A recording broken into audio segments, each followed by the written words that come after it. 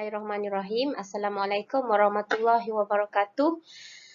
Sekarang kita akan tengok trailer untuk heat of neutralization. Heat of neutralization ni agak mudah tetapi dia agak complicated, agak panjang sebab apabila ia melibatkan combination of different type of acid with different type of alkali, which is depend on the strength of the acid used and the strength of alkali used. Maksud teacher, kalau kita recall balik waktu form 4 acid and base, kita tahu acid ada dua jenis, satu strong acid dan satu lagi weak acid. Dan alkali pun ada dua jenis, satu strong alkali dan weak alkali. Okey, bila dia melibatkan jenis-jenis ni, contoh apabila strong acid jumpa dengan weak alkali. So, what happen? Weak acid jumpa strong alkali. What happen? Weak acid jumpa weak alkali. What happen? Dia jadi panjang. Tapi, the concept is the same.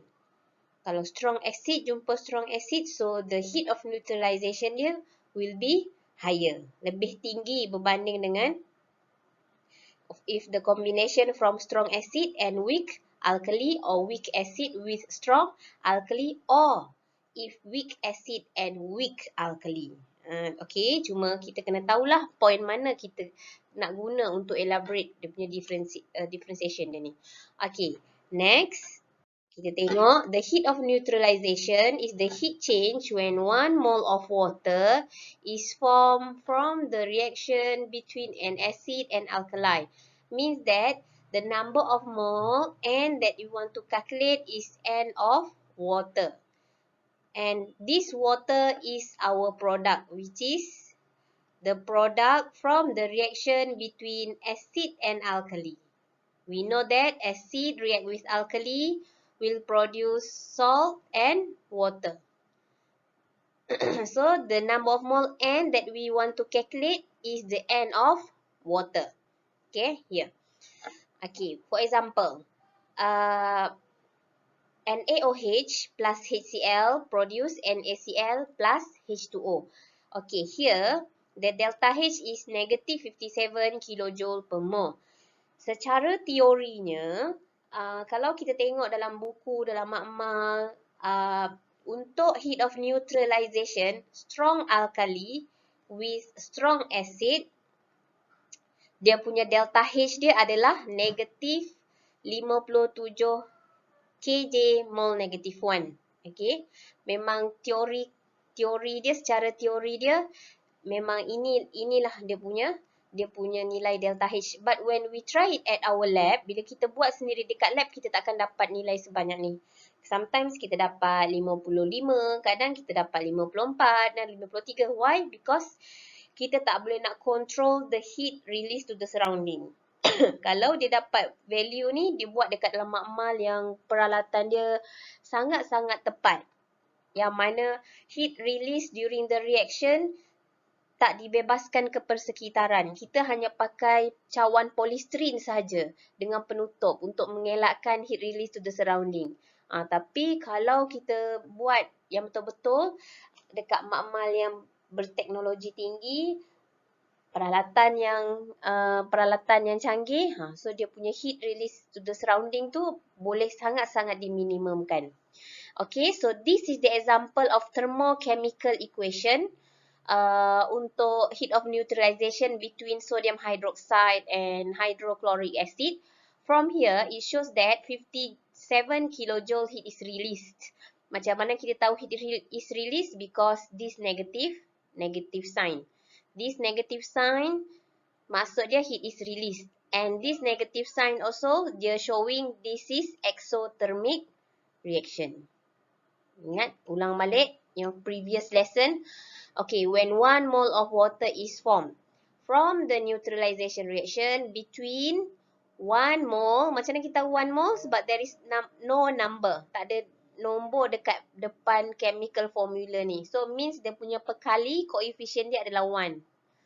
Kalau tak ada nombor, maksudnya dia punya koefisien depan ni 1. So, that's why we state it as 1 mole of sodium hydroxide and 1 mole of hydrochloric acid, which is dalam ni ada 1 mole of hydrogen ion, dekat dalam ni ada 1 mole of hydroxide ion. Okay. Okay. So next, kita tengok types of neutralization reaction yang teacher beritahu tadi, yang kena take note apabila strong acid with strong alkali, ini the value of delta H dia paling tinggi lah. Okay, kemudian weak acid and strong alkali, weak alkali and strong acid, and weak acid and weak alkali. Okay, yang ini dia akan lebih rendah. Dia akan lebih rendah, tapi tak, dia punya, adakah nilai dia sama? Kalau biasa pelajar bila masuk topik ni, antara weak acid weak acid dengan strong alkali, and strong acid and weak alkali, adakah nilai dia sama ataupun salah satu ni lebih rendah? Okey, sebenarnya salah satu ni lebih rendah. Kalau maksud dia, kalau strong acid dengan weak alkali, nilai dia lebih rendah berbanding weak acid dengan strong alkali. Tapi tak apa, you no need to remember that one. Tak ada soalan tanya tu. Yang penting awak tahu the value of heat of neutralization for strong acid and strong alkali is higher than the others. Okay, and then for the value of delta H for weak acid and weak alkali is the lowest from the others, daripada yang lain ni. Okay, seterusnya kita tengok, this is the example. Example, the various neutralization reaction. So here we can see that if strong alkali with strong acid, the value of delta H is negative 57. For weak acid and strong alkali, negative 55. Strong acid and weak alkali, negative 52. Weak acid and weak alkali, negative 50. Teacher, did you have to remember this one? No need, tak perlu hafal. Tak perlu hafal. Cuma nanti bila awak dah biasa buat latihan, automatically awak akan hafal. Tak ada soalan tanya berapa ni, tak perlu hafal. Okay. Next. Why the heat of neutralization is lower when weak acid or weak alkali are used? Okay, kenapa? Why tadi kita kata delta H, if we are using strong acid plus strong alkali is higher than delta H when strong acid plus weak alkali, or delta H weak acid plus strong alkali. Why? So inilah dia kata weak acid, this one, or weak alkali, this one, ionized partially in water. Sama definition like bila kita define the meaning of weak acid or weak alkali. Ionized partially in water and some remain as molecule. Macam kita kata, contoh dia kalau ethanoic acid CH3COOH. When it ionized in water, dia akan ionize partially. Okay. Maksud dia tak semua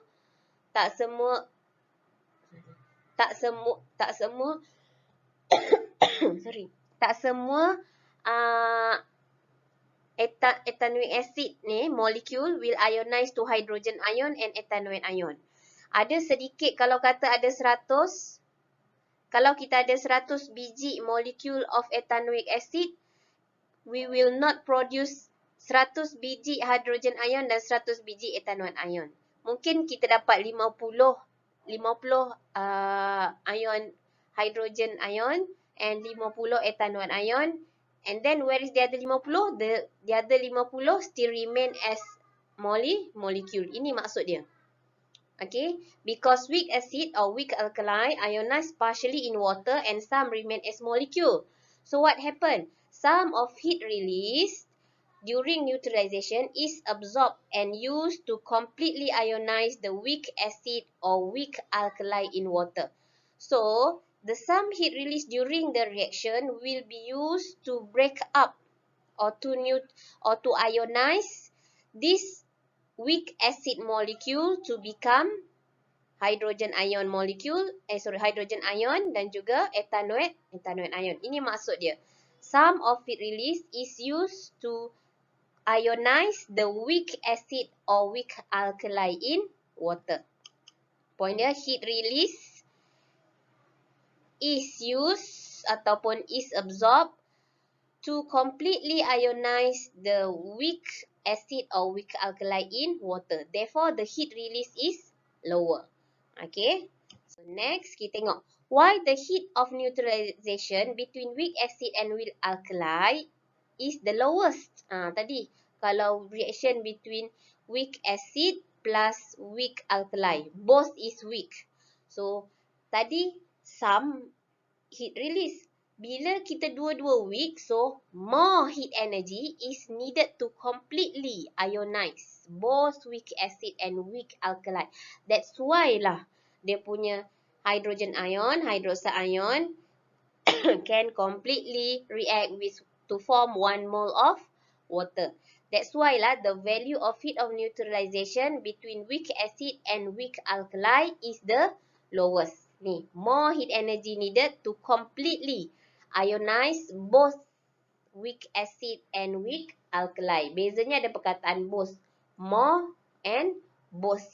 Okay. Next, kita tengok. Why neutralization reaction between sulfuric acid, H2SO4. Okay, take note here.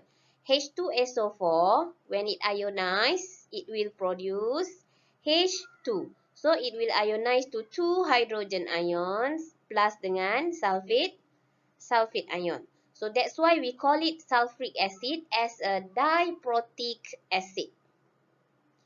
Okay.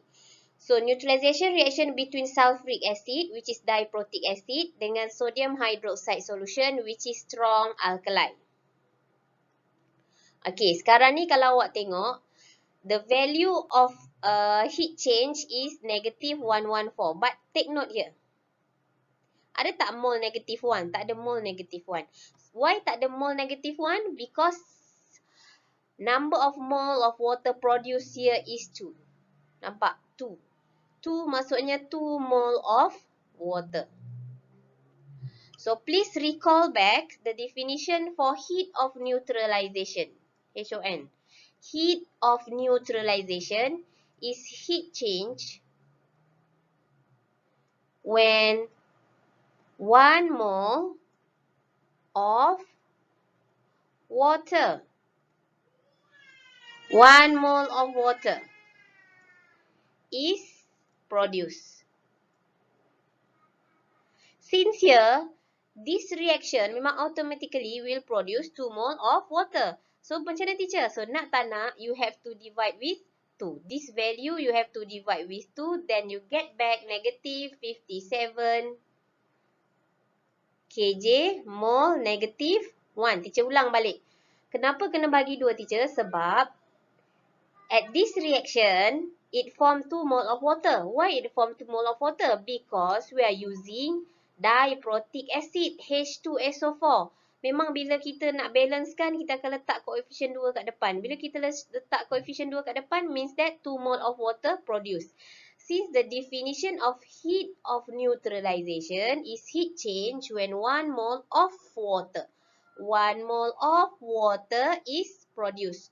So, nak tak nak, this value we have to divide with 2. Bahagi 2. Why we need to bahagi 2? Because this value we get when 2 mole of water is produced. But the definition for delta H of neutralization is when 1 mole of water is produced. So, you have to divide 114, divide 2. So, you will get 57 kilojoule per mole. So, actually, the value of delta H is still the same. Okay. Okay. So now, what is the explanation here? Because 1 mole of strong diprotic acid ionized in water to produce 2 moles of hydrogen ions. Macam teacher beritahu tadi. This H2SO4, when ionized, it will produce 2 mole of hydrogen ion. Okay, next 2 mole of hydrogen ion will produce 2 moles of water. Bila kita balancekan our chemical equation at the end, yang tadi tu kita tengok H2SO4 plus NaOH produce Na2SO4 plus H2O. Cuba kita balancekan.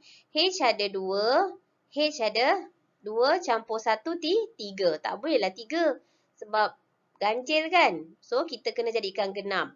Okay, nak jadikan genap macam mana? Letak 2. Bila kita letak 2, automatik H ada 2, H 2 darab H ada 4. So, automatik kena letak 2 kat sini. Nak jadikan H ni pun 2. So, H ni pun 4. So, 2 darab 2 dapat 4. So, next, Na ada 2, Na ni darab 2 dah 2. Kita so settle. Sebab tu, bila 2 koefisien perkali 2 ni kat depan, maksudnya dia menghasilkan 2 mol air. Okay. The heat of neutralization of strong diprotic acid with strong alkali is still the same. Apa-apa pun acid alkali kita guna, the definition of heat of neutralization tetap sama, tak berubah. Yang mana heat of neutralization is heat release for the formation of 1 mole of water.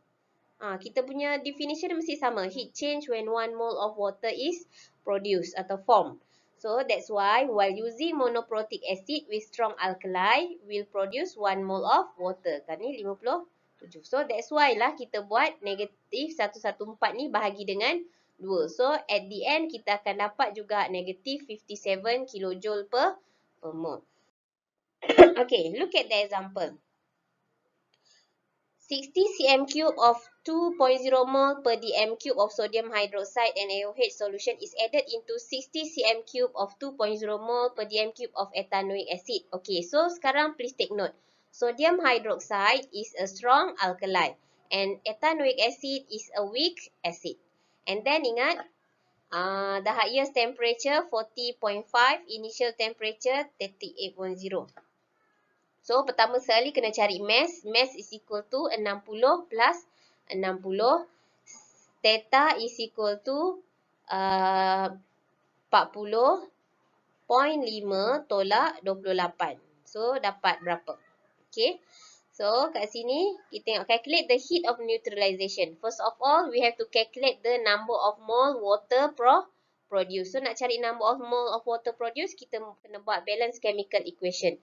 Okay, so kita di balance chemical equation kita akan menghasilkan 1 mole of sodium ethanoate and 1 mole of water. Nampak 1, 1. So, ini 1 mole, 1 mole, 1 mole, 1 mole. So, means that if we can calculate the number of mole of ethanoic acid or the number of mole of sodium hydroxide used, so means that we can know the number of mole of water produced because dia punya number of mole dia sama 1, 1, 1. So kita cari number of sodium hydroxide 0.12 mole and also ethanoic acid is the same 0.12 mole. So therefore the number of mole for water produced is 0.12 mole also. Why? Because nampak if 1 ethanoic acid react with 1 mole sodium hydroxide, it will produce 1 mole of water.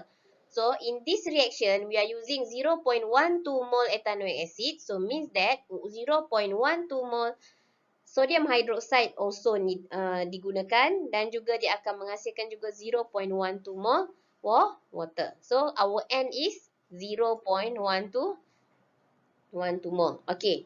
Next, kita tengok heat release. Tengok dekat rumus. Q equal to MC theta. Our mass is 60 plus 60. Our theta tolakkan tadi. So, dapat 6.3 kilojoule. So, next, formation of 0.12 mole of water releases 6.3 kilojoule of heat. So, how about if 1 mole of water? So, that's why 6.3 kJ bahagi dengan 0.12. Then we get the value for 1 mole. So, this is the value. So, ingat, bila nak write down delta H, don't forget the symbol negative or positive. Since tadi increase the temperature, so dia punya sign dia negative. And don't forget their unit, kilojoule per mole. Okay, done.